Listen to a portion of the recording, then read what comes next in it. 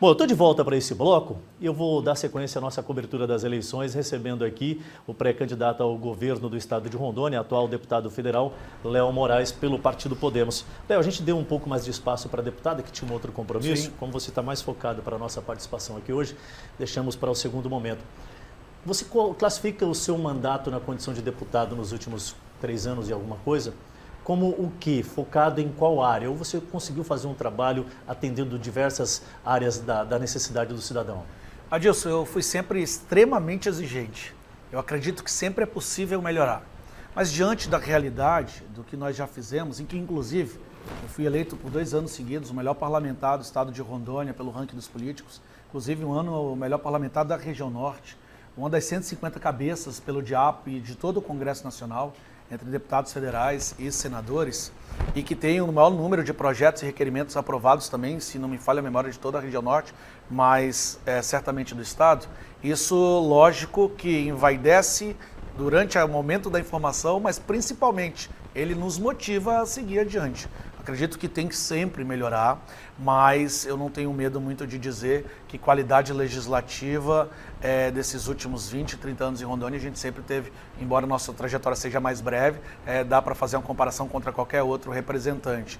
Nós estivemos no centro nervoso do debate dos combustíveis, projeto aprovado, o nosso texto foi lido pelo relator, que estabelece o teto de 17%, e que o nosso projeto, inclusive, induz a um gatilho de que, no momento que tiver a diminuição de um ente federado, o outro nível de governo faça o mesmo, para que possam equiparar as taxas e as cobranças.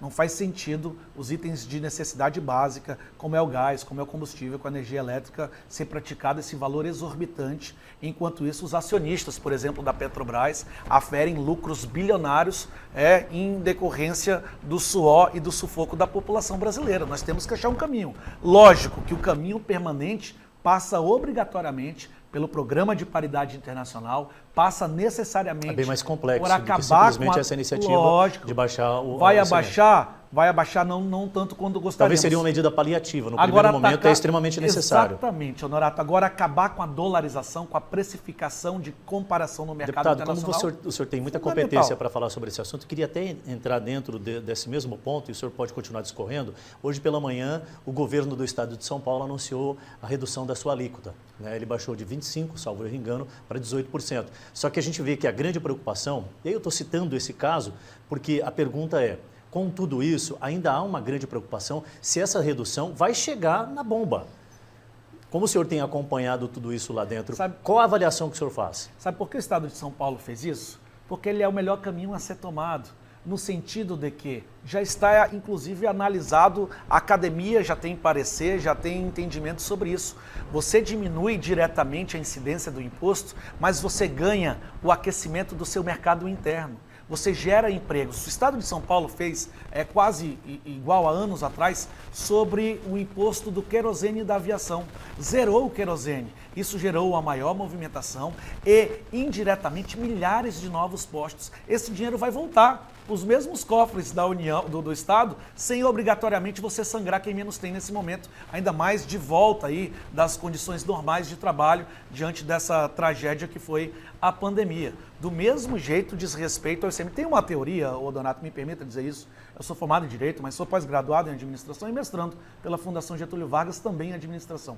Tem a teoria de Laffer, que diz que quanto mais você arrecada, menos você entrega para a população. Que chega num pico, no ápice, que nada mais é feito. E aí você não consegue aumentar a corrente, a receita corrente e nem a receita bruta do Estado. Ora, por que o Estado não fez isso? Eu fui deputado estadual, votei contra o aumento do ICMS, a questão de 5 anos atrás, justamente para a gente compreender que não adianta cobrar da parte mais fraca. Eu digo isso agora em relação ao IPVA. Não sei se você recorda que o IPVA aumentou cerca de 40%. Aí o governo do estado alega que não aumentou a porcentagem do imposto. Realmente não aumentou, mas aumentou a base de cálculo que incide sobre o imposto, que é baseado na tabela FIPE do ano anterior. Naturalmente aumenta-se a arrecadação. Aumentou 40%, e aí eu explico por quê.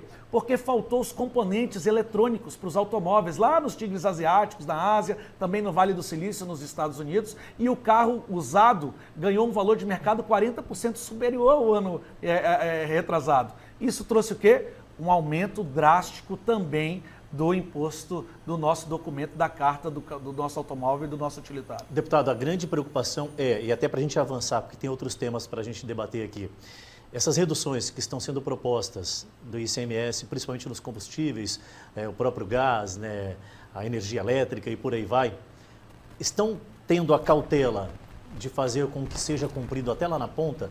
Eu digo porque, às vezes, pode não chegar para o contribuinte final essa redução significativa que deve ser. Mas, tem cuidados específicos nesse sentido? Honorato, baseado no que a academia diz e também em dados concretos e também ações fáticas, como foi o governo de São Paulo quando zerou o imposto do querosene da aviação, fica muito claro, fica muito cristalino que é uma atitude que deve ser tomada. O valor pode ser discreto, sim, mas a circulação do dinheiro no local ajuda o Estado a fomentar outras políticas públicas e é um gesto importante. Passa pelo Conselho de Administração da Petrobras para que consiga rever a sua política, afinal é uma empresa pública e que deve resguardar os interesses da população como um todo. Tem gente que fica bilionário, principalmente os acionistas estrangeiros. Isso é fundamental. Além disso, nós temos que discutir construção de novas refinarias, nós temos que exigir que deixem de cobrar tributo em três etapas desse processo, no refino, na distribuição e na revenda. Isso tudo é importante. O governo do Estado, por exemplo, mais uma vez, disse que não aumentou. Isso cai dentro também da reforma tributária, que é necessário avançar? Eu ia chegar lá, é fundamental. Por exemplo, o governo do Estado disse que não aumentou o imposto. Não aumentou, mas aumentou a base de cálculo novamente que incide na previsibilidade do valor que deve ser vendido. O que é importante? Revisão do Conselho de Administração e, obrigatoriamente, uma reforma tributária que seja justa e que diminua o abismo social que o nosso país enfrenta, onde o rico fica mais rico e o poder de compra da classe média e do pobre fica achatado. Essa é a grande realidade. Imagina você que tem um profissional autônomo, liberal, que recebe um salário mínimo, você vai comprar um item também de consumo necessário, um sabonete, uma pasta de dente, você paga o mesmo valor que alguém que tem uma vida abastada, porque estão tributando errado entre renda e entre consumo.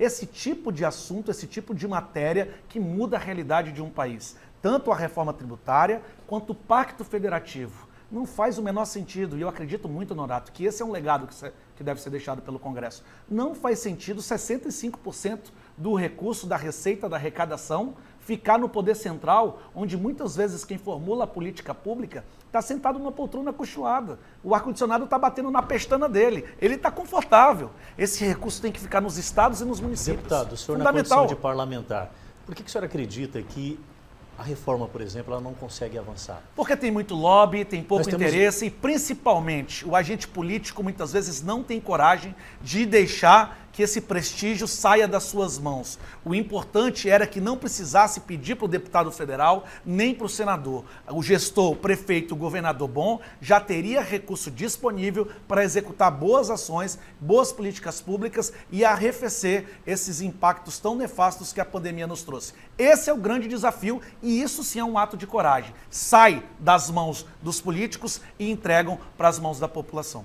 Deputado, o senhor foi esperado na última eleição como candidato ao executivo da capital do estado. Haja vista as projeções que o senhor já tinha tido, justamente inclusive no último pleito que concorreu. O senhor optou por não sair, né? Qual é a avaliação que o deputado faz do cenário atual, da trajetória política do senhor? Está mais amadurecido? Por que nesse momento o senhor se coloca à disposição para governar o estado? Haja visto que a gente enfrenta um momento delicado, né? Um período pós-pandêmico, uma guerra em alguma região da Europa. Eu queria que o senhor desse uma contextualizada para a audiência entender também como funciona a articulação, o trabalho que é feito por parte do político em si. Honorato, a última eleição municipal, eu estava na metade do mandato e, justamente como eu mencionei, com destaque no Congresso Nacional, encaminhando pautas extremamente relevantes. A questão de maturidade, é natural que ela aconteça. Eu já me considerava extremamente apto e preparado, porque eu estudei para isso e conheço a realidade do estado, bem como da minha cidade. A nossa Porto Velho, eu tenho 38 anos de Porto Velho. E a gente tem que entender algo que para mim é muito emblemático. Como assim? Antigamente, será que não estava maduro? Será que não... Quando é que vai chegar a hora de realmente alguém que quer fazer a diferença assumir um posto de tamanho destaque? Quando que a gente vai esperar? Essa fila vai passar? Vai chegar o nosso momento? O momento é sempre o de hoje, é o agora. Eu ouvi uma atleta olímpica de vôlei, ela falou o seguinte, da seleção brasileira, ela falou que coragem é avançar mesmo com medo. O medo não pode te permitir ficar anestesiado, ficar adormecido e tu não realmente externar e fazer a diferença na vida dos outros. Eu acredito muito na vocação da vida pública, eu acredito muito em coerência, muitas vezes falam uma coisa e fazem outra, muitas vezes votam de um jeito no Congresso Nacional e vêm replicar algo que não é verdadeiro. Por isso, acima de qualquer coisa, eu peço senso crítico, que as pessoas possam investigar a vida dos pré-candidatos, a vida pregressa, o currículo, para saber o que ele pode acrescentar. Porque o que me coloca numa disputa desse tamanho, dessa envergadura, é o que eu fiz hoje para o pretérito. E que a gente consiga, dessa maneira, chegar muito consciente, muito leve, muito tranquilo e muito dono de si para realizar a melhor escolha, por exemplo, no processo eleitoral. Adilson, então, fui vereador durante 2 anos, deputado estadual durante 4, deputado federal agora, findando esse meu mandato. Nunca fiquei no mesmo lugar. Nunca me acomodei, porque assim como na iniciativa privada, em qualquer lugar, às vezes a pessoa se acomoda, fica 30, 40 anos e acaba não produzindo na mesma qualidade. Agora eu não posso ter de jeito nenhum esse direito e nem esse comportamento, porque eu sou investido do voto das pessoas e as pessoas devem exigir e outra, tirar quem é ruim e, lógico, projetar outros que estão dando conta do recado. Deputado, é muito difícil responder o que eu vou perguntar agora, mas superficialmente eu gostaria de saber como pensa o pré-candidato ao governo por Rondônia. Em sendo eleito, o que muda logo de primeiro momento a partir do próximo ano? Muda a coragem de conversar com as pessoas e falar a verdade. Primeiro muda uma situação comportamental. É questão de postura e de caráter nesse aspecto. A gente tem que conversar com gente. O patrimônio de qualquer administração pública é seu povo. O passivo, o trabalho, o que a gente tem de tesouro é a nossa gente. Rondônia tem tudo, Honorato, o que todo Estado e que todo país almeja, deseja, quer e precisa. Nós temos água, nós temos terra de qualidade, nós temos minério e nós temos gente trabalhadora com a mão calejada. O que mais a gente quer? Um governo que esteja alinhado com esse propósito. Rondônia é tão diferente, graças a Deus, que quando o governo vai mal, Rondônia ainda cresce.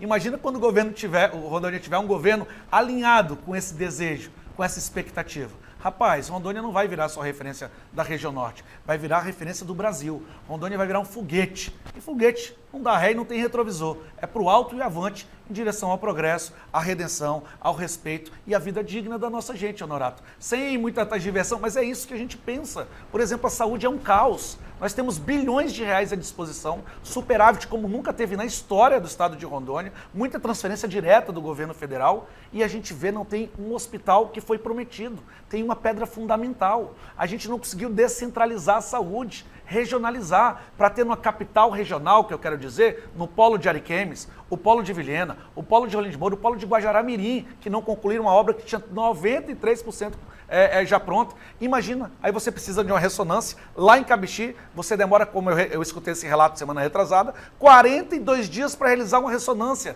Sai de lá, vai para Vilhena, Vilhena de Paraná, Porto Velho, regula no João Paulo, não tem condições, espera a ambulância, mas não sei quantos dias, chega no hospital de base, mais algum tempo e realiza. Nós temos uma equipe fantástica que inclusive o nosso projeto foi apensado no piso nacional da enfermagem, aprovado o 2564, mais uma grande conquista que participei ativamente. Essa saúde tem que ser revista. Infelizmente, glamourizaram, espetacularizaram a morte agora na pandemia, mas nós temos índices catastróficos, parâmetros dos piores do Brasil, tanto na vacinação, quanto no diagnóstico, quanto na checagem, quanto no tratamento de UTI, quanto nos óbitos. E também óbitos de profissionais da saúde, que à época era o maior, até que nós denunciamos, fomos no João Paulo II e o governo, estabeleceu um protocolo para atendimento. É isso que não dá para a gente admitir. Soma-se a isso a nossa vocação do homem e da mulher do campo, condições de recuperar as nossas vias, as nossas ROs,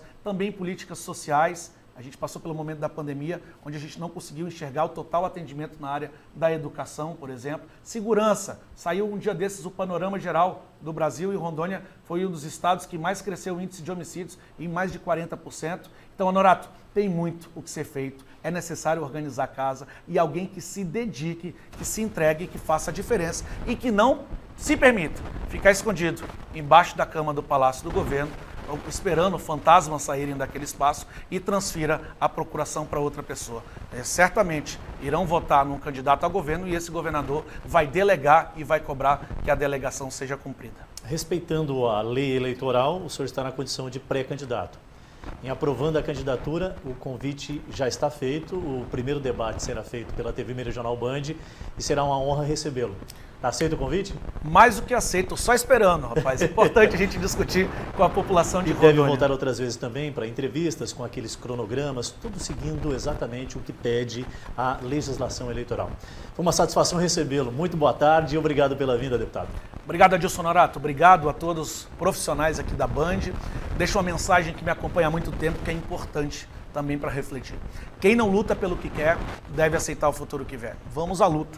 Esse estado nos pertence e vamos fazer sempre o melhor. Tamo junto, fiquem com Deus e vamos embora. Perfeito. Quem está acompanhando o deputado aqui, eu esqueço o nome, o cinegrafista? É o Cabeça Branca. Cabeça Branca, Vilmar, né? Vilmar é um mago das imagens, está cobrindo aqui os bastidores e, diga-se de passagem, foi o meu primeiro cinegrafista, né, Vilmar? Se tem algo saindo errado, foi ele que me ensinou errado. Obrigado, deputado. Um grande abraço. Olha, é a TV Meridional Band na cobertura das eleições 2022.